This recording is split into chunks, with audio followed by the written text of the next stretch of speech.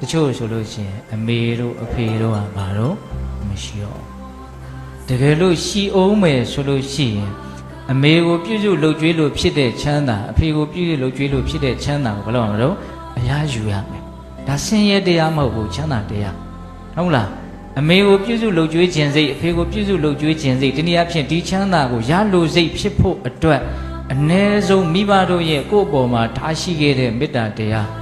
ကိုယ့်အပေါ်မှာရှိနေတဲ့ကျေးဇူးတရားဒီနှစ်ချက်ကိုတွေးရရတယ်။ဘာနဲ့ပါကိုတွေးရမှာလို့မေတ္တာနဲ့ကျေးဇူး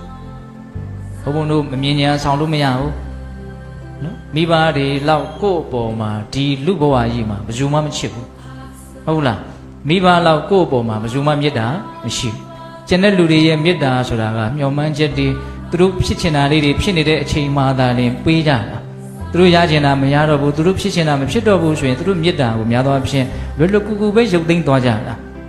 တချို့ကြတော့လည်းမျှော်မှန်းချက်တွေနဲ့မေတ္တာထားကြတာဆိုတော့မျှော်မှန်းချက်မရတော့ဘူးထင်ရင်လည်းရုပ်သိမ်းသွားရောဟုတ်လားမိဘတို့ရဲ့မေတ္တာဆိုတော့အဲ့လိုမဟုတ်သူ့အတူကိုဒါကိုသားသမီးလေးဆိုတဲ့စိတ်နဲ့အလိုလျောက်မေတ္တာဓာတ်ကယူစိတ်ကြတယ်နော်တီတာရေစင်ဟုတ်လားတော်တယ်မှာ